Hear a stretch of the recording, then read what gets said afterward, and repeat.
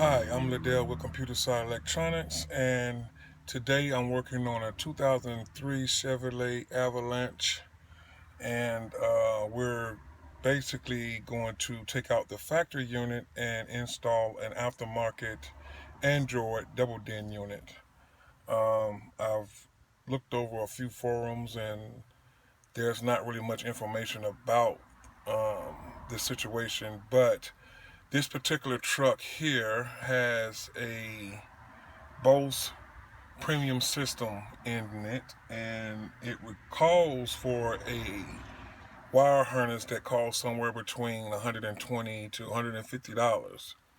However, if your factory amp is good and your speakers are good, I'm going to show you how to avoid buying that particular wire harness. So let's get started. Okay, what we have here is the dashboard of a 2003 Chevrolet Avalanche, and as you can see, it has the Bose premium system in it according to the speaker grill, which it does. I have confirmed that. You have to take loose your bezel here, which is here, and the way you do that is you have to pretty much, let's see if we can get this, if I can show it. You have to pretty much put your foot on the brake, of course. Then you have to turn your key on. You have to move this all the way down to the lowest gear possible, lowest position. And then over here, you have to take this knob and bring your steering wheel down, and this bezel will come right out. Okay? So that's how we got the bezel out. And as you can see, the factory radio is in and playing. When removing the factory radio, you're going to have 3 screws to remove the radio. You have a screw here, and you have a screw here, and a screw here. And basically what I used to take those out was I think it should be a 5/30 seconds. No, it's a 9/30 seconds socket with an extension and of course a ratchet. Once you have your screws out, you go ahead and pull the radio out and expose the wire harness. Then of course the wire harness is here, as you can see, and I've already removed the radio antenna wire. Alright, when removing the harness, you basically just want to squeeze this one and this one on the bottom together and kind of pull it out. You got to squeeze them pretty hard to get it out, but it comes out. This one down here at the back, right here, this particular one is very hard to press, so you have to press it kind of firmly to get it to come out. This one is pretty easy. Okay, and from what I've researched, this little notch back here,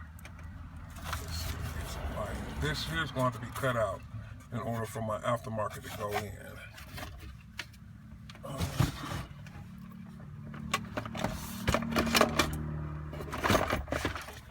This is my aftermarket unit. It's a double DIN.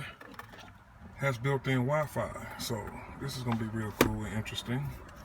It is an Android radio unit that operates as an Android, sort of like an Android tablet with navigation and the radio feature built in with DVD and CD feature as well. So I've already pre-wired it, and we're going to now test it and see how it works. Before we're able to test it, we're going to have to run a jumper wire, and I'm going to show you the reason why. The factory harness comes with a constant battery power to this particular orange wire here. This is an orange wire in case you can't see it very well. But As you can see, we got power there. Okay, the aftermarket harness that comes from the radio has switch power, which is in this pin right here, this second slot. This second slot has no wire on the factory harness. Therefore, when you go to plug the radio up, it will not come on. This wire right here is the pink wire, and this is the biggest common issue with buying an additional premium harness. This pink wire actually goes to the factory amp, and the way it's wired up on your radio with the standard harness is that it's going to be the blue wire right here, which is the power antenna wire. So this wire already set in place will pretty much power on your premium amp for you to get your sound to come out your speakers, so you don't have to buy the more expensive harness. Okay, I have plugged in the harness, and as you can see, the radio does not power on at all. So therefore, this is where the jumper wire is going to come into play. Okay, take a look here. I have installed the jumper wire from the constant battery power source, which is the orange wire, and ran it to the second slot, which had no particular wire coming out and going into the vehicle. And this will allow our radio to pretty much power on. So let's plug it up and see what happens.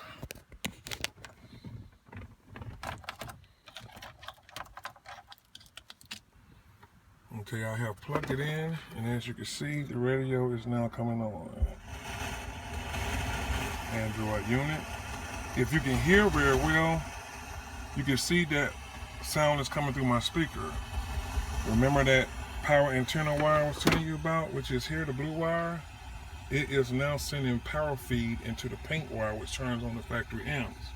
Therefore, you don't have to worry about buying an additional harness. Now let's get some sound to come out this thing.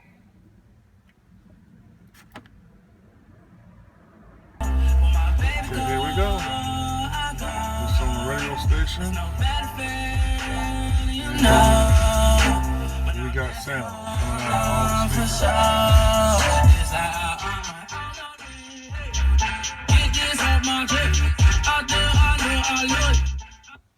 Alright, so now I got to figure out a way to get this jumper wire out, because if we leave it hooked up like this, this radio will constantly stay on even with the key out the ignition. As you can see, it's still on. That's because I ran a jumper wire from the switch power to the constant power. And let me see what I can find. I'm gonna have to do some probing with test light to find out. Maybe I can probably run it from the cigarette lighter sockets or the AC unit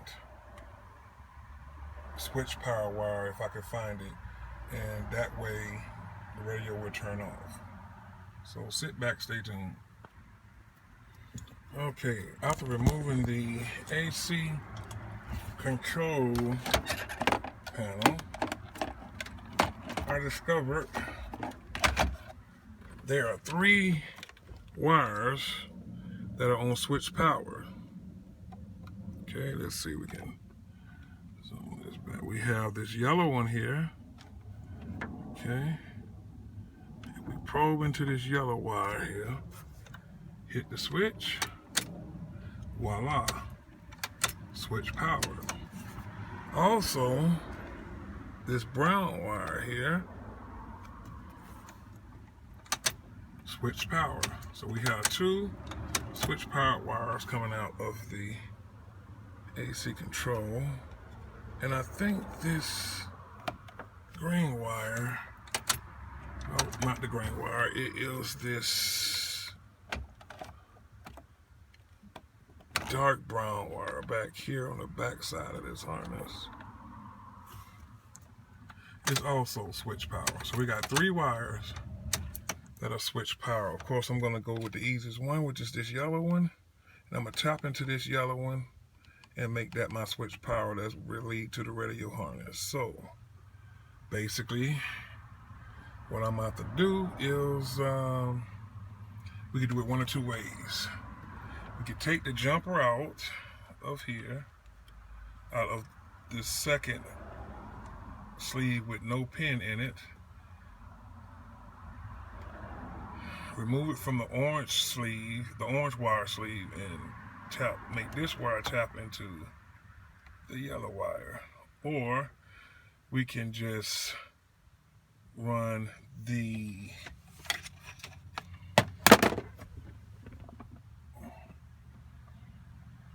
hold on a second, let me grab the other radio.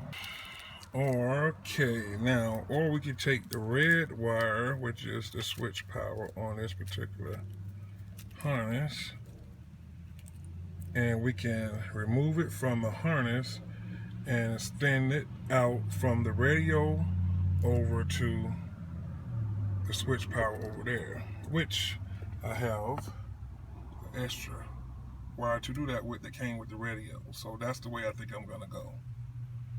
Stay tuned, let me wire this up and I'll get right back with you. Okay, what I have done is attach the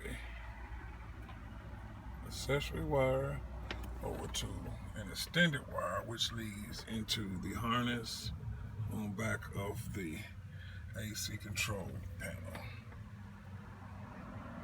Alright. Also, professional installers usually use crush caps, which are these. I don't know if you viewers are used to using these or if you're used to using electrical tape, but I've stopped using electrical tape, stopped doing that, because of the fact that when electrical tape heats up, it unravels. You can buy crush caps in the back like this. It may cost like $3 or $4. And basically what you do is you take the two wires that you want to connect together, twist them together. You stick the two wires inside the hole here. And then once you stick the wires inside the crush cap, you use some crimpers like this, like so. These cost anywhere between $10 to $15. And you put, basically what you want to do is put the crush cap with the wires already seated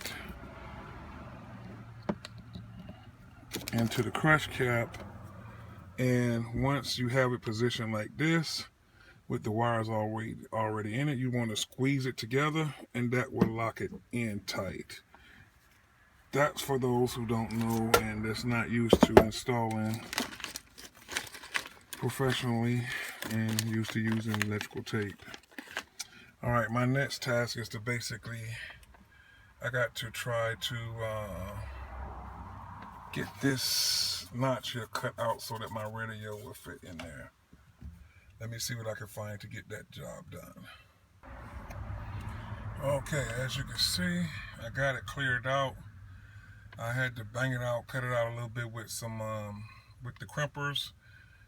The plastic's kind of flimsy, so the crimpers kind of gave me a little help. I didn't have to really use a saw, but we got it out. Now I got to install the dash kit, which is here. This is the 1990-12, 99, 2011. And I'm only going to use certain portions of this kit out of here to put on the side of the radio so that it will mount up. Okay, we have got our brackets installed, the left and right side, which will match up with the mounts here. We have our harness plugged in, so before we mount this in, let's just test to make sure that it comes on.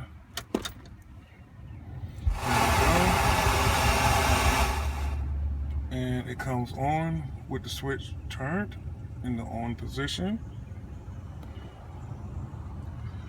and it turns off with the switch in the off position. That's what we want to happen. Alright, here's the finished product. After we mounted up the mount onto the side of the radio head unit itself. We mounted it into the dash. Make sure we tucked all the wires in and added our bezel back to the dashboard. And this is our final and finished product. I'm actually now I'm hooked up to Wi-Fi, going into my emails on this particular head unit.